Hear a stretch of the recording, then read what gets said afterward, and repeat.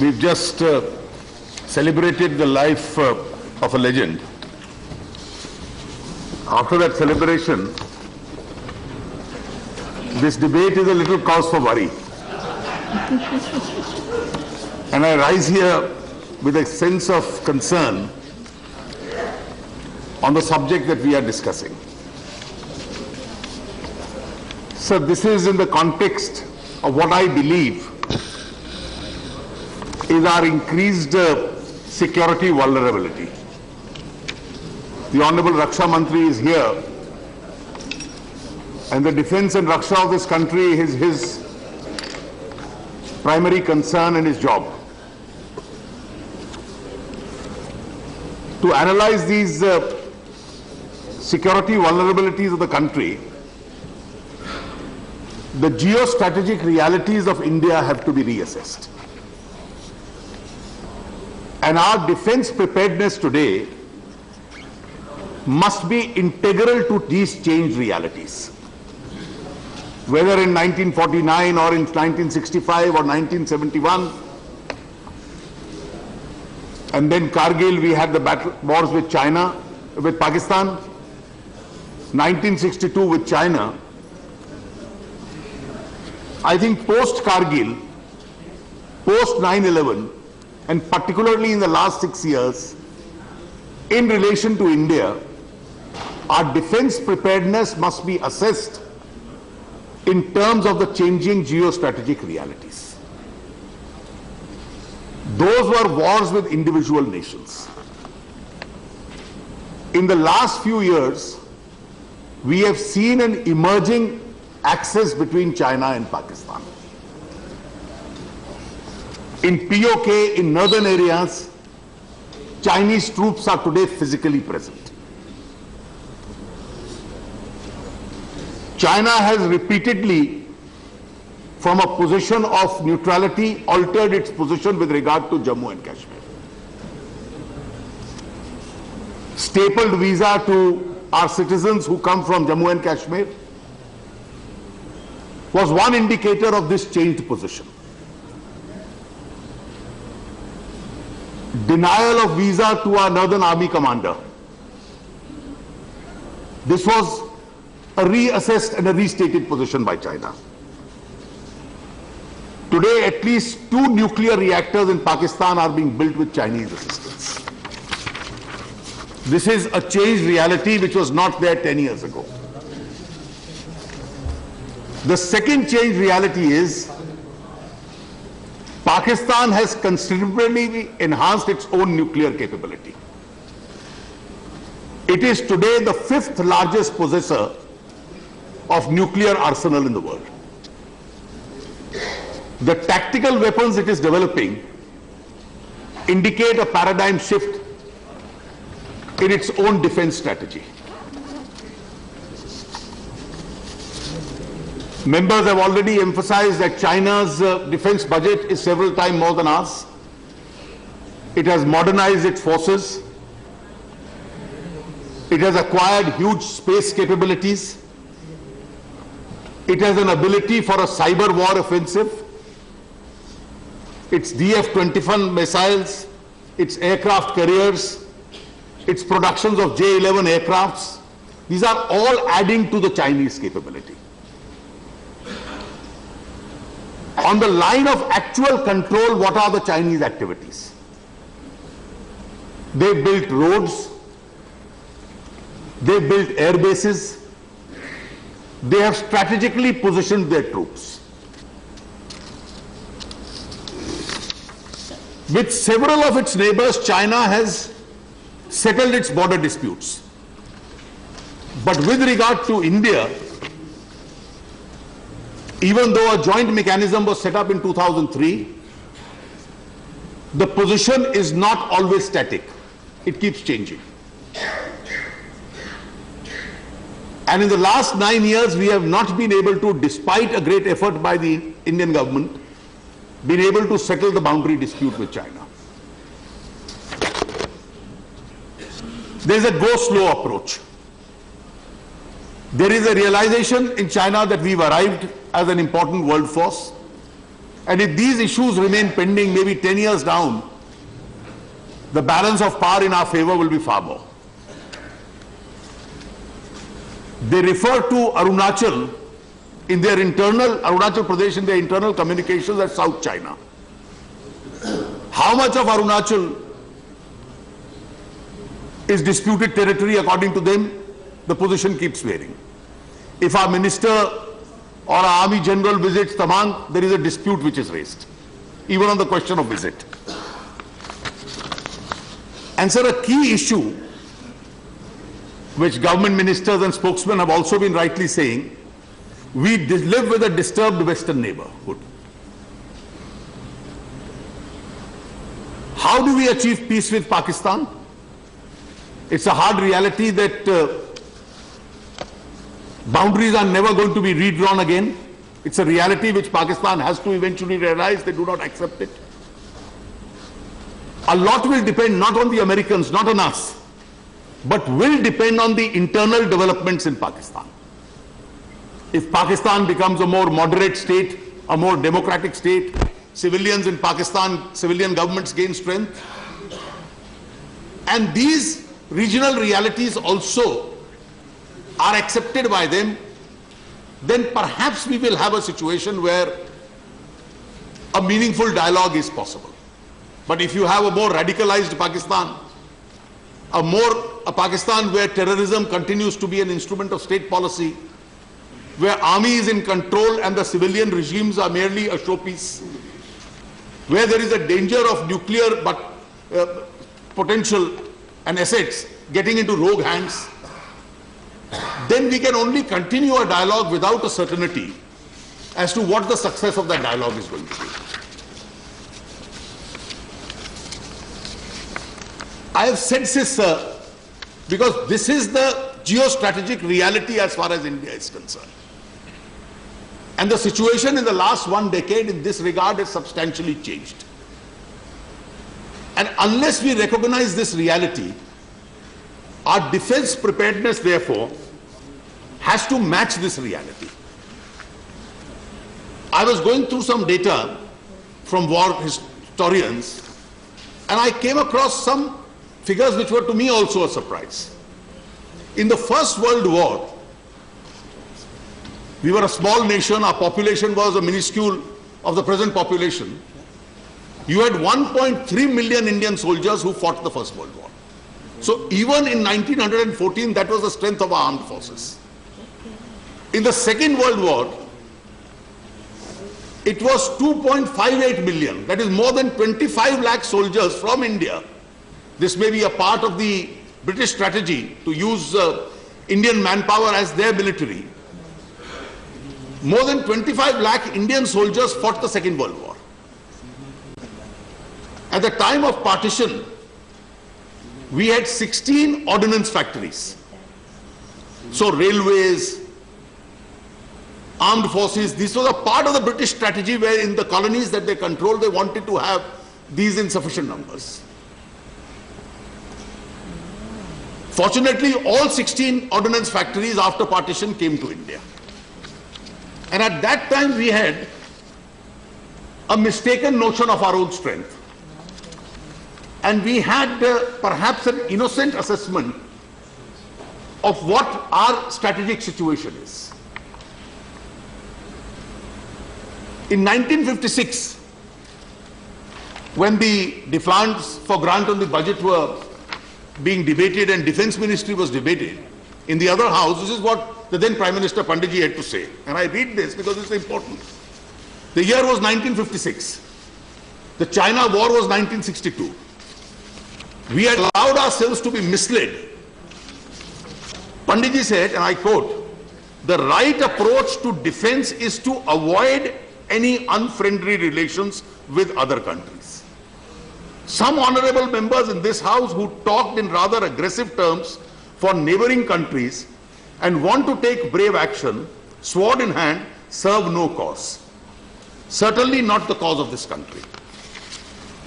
If one thing for us to be perfectly prepared, because however peaceful our policy may be, no government can take the risk of an emergency arising which it cannot face. But any kind of blustering attitude neither is becoming of a dignified nation, nor is it safe. And then he went to add, then we come to the second aspect. The real strength of a country develops by industrial growth, which implies the capacity to make weapons of war for the army, navy, or the air force. So we thought, if we are peaceful, let's industrialize, we'll have a potential to develop our own weaponry. Why should anybody else attack us? And the result of this was the great Himalayan blunder of 1962. In that Himalayan blunder, we lost 1383 soldiers, 1,696 went missing, 3,698 were captured. We were caught sleeping, we were caught napping. An American journalist, sir, asked the then Prime Minister, his name was Edward Murrow, as to did he regard China as a threat? And Panditji said, not at all. And practically looking at the picture, I do not regard any country as a threat to India. Sir, we do not want to repeat the same mistake. And therefore, in terms of these changing geostrategic realities, our defense strategy has to be planned.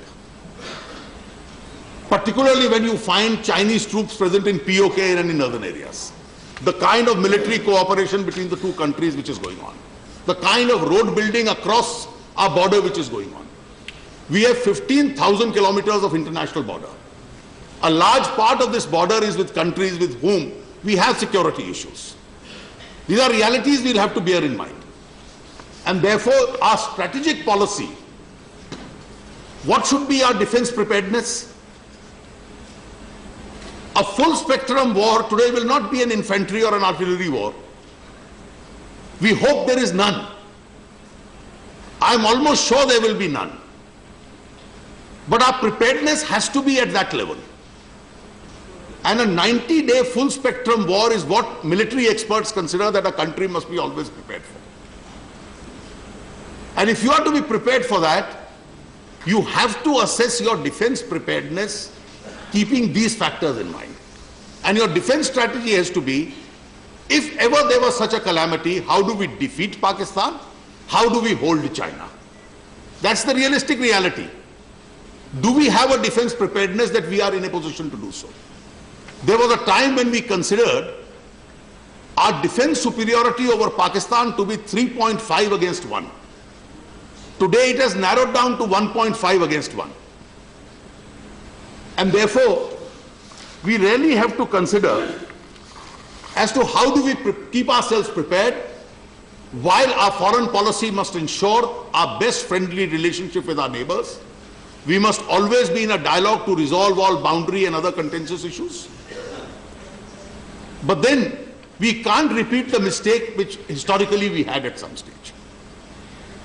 What is one of the biggest problems we face? Members have repeatedly said that. My colleague Mr. Punj very effectively said that. For 70% of our defense armament, we are dependent on international sources. Now, if 70% of our defense armament comes from abroad, what happens in the case of hostilities? The entire world community, and understandably so, will be interested in a ceasefire, in a peace. And when the entire world community will be pressurizing peace, your supplies can be held at ransom. And if your supplies, your spare parts, your ammunitions are held at ransom, is that your level of defense preparedness? So a clear defense strategy has to be, over the next 1 decade, 1.5 decades, how does India become at least 70% self-reliant? And if you are to become 70% self-reliant, I am told by all defense experts that the composition of any country's defense equipment, at least 30% of it has to be extremely modern and state-of-art. 40% has to be the current technologies. and outdated or outgoing can be the remaining 30%.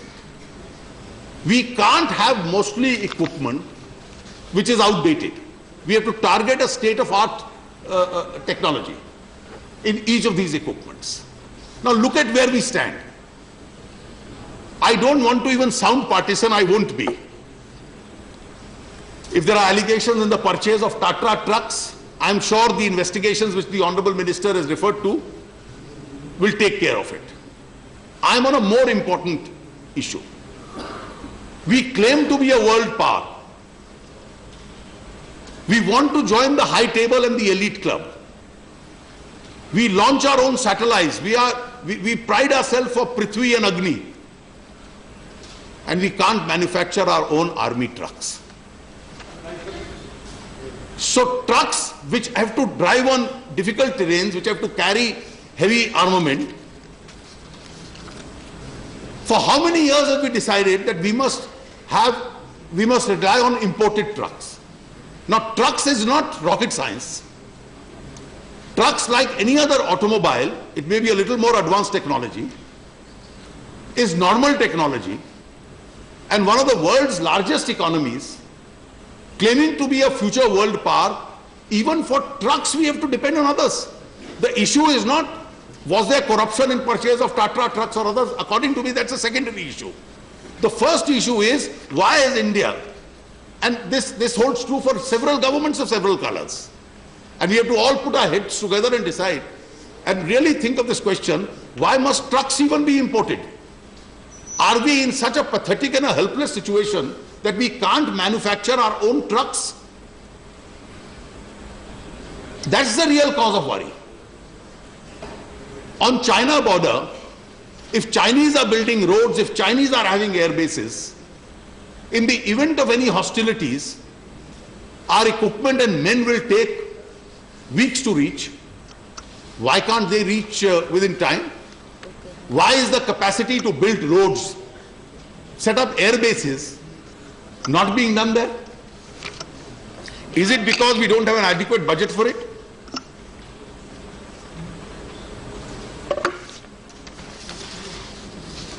Again, building roads and air bases, which is very vital to any army infrastructure,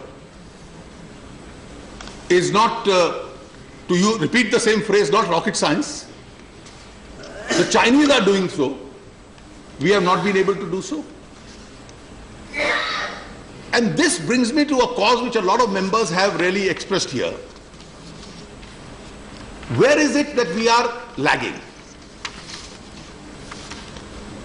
If you look at the artillery guns of the army, the last major purchase was 1986, the 155 mm howitzers. They served us during the Kargil war. And certainly after 1986 and today, you would have had more modern technologies. Your tanks, T-55, T-90, 70% of our tank fleet is night blinded. And wars continue 24 hours a day. It's only in the ancient mythology that when the sun used to set, the war used to stop. This doesn't happen anymore. You can't have a night blinded armory of tanks and then wonder that why is it that we are crippled? Our defense, air defense artillery, the L-70 guns are now becoming old. The Army Chief's letter to the Honorable Prime Minister, it is this air defense that he refers to as 90% obsolete. Our Indian Navy needs at least 3 aircraft carriers, we have only 1. Vikramaditya has been delayed for over 4 years. Experts believe in the Navy we need 30 submarines, we have only 8. You need 45 integral fighter aircrafts, 17 reconnaissance aircrafts. Now these are all areas where we are still lagging behind. Our Air Force, China has announced that by 2020, they'll have 2,300 combat aircrafts. By that date, we are planning 700. Our MiGs really have to be more modernized. The accidents there are a cause for worry. And for all this, if the defense minister starts planning today, the best strategy for defense is preparedness. It's not merely a hope that nothing ever will happen. Because now if something happens, it's no longer a conventional war. There'll be axes of nations, there'll be a cyber attacks taking place. It'll be a war of a different dimension. How do we deal with this situation? And I think, sir, the defense minister, and we all in one voice compliment him, he's a very honorable man. He's very conscious of the fact that there must be transparency. But I urge you, along with transparency, please give, if not equal, somewhat a higher emphasis on preparedness. When you said the other day in the House that even if I get an anonymous letter, I stop the transaction. Please don't do that. It's good to be honest, but it is very bad to become a prisoner of your own image. And if you do that, the security of the country will suffer. And therefore, we cannot afford under any circumstances these delays. Now, controversies over the years, I'm conscious of the fact that I share his difficulty. Whether it was Bofors, whether it was HDW submarine, whether it was Tehelka, whether it is several CAG reports. These controversies have put the entire system on the back foot. People have become defensive. People want to shrug responsibility rather than take it. And therefore, it's extremely important that you exhibit and exercise the kind of leadership that is expected from a Raksha Mantri. Get back the confidence into the system that as long as men are honest, transactions are in broad national interest, you will stand by every officer who takes that decision. We can't allow files to linger on for years and years together. If we start planning now, we need at least 300,000 crores over the next 10 years to really get to that level of defense preparedness. And it is that defense preparedness which is of primary concern to this country.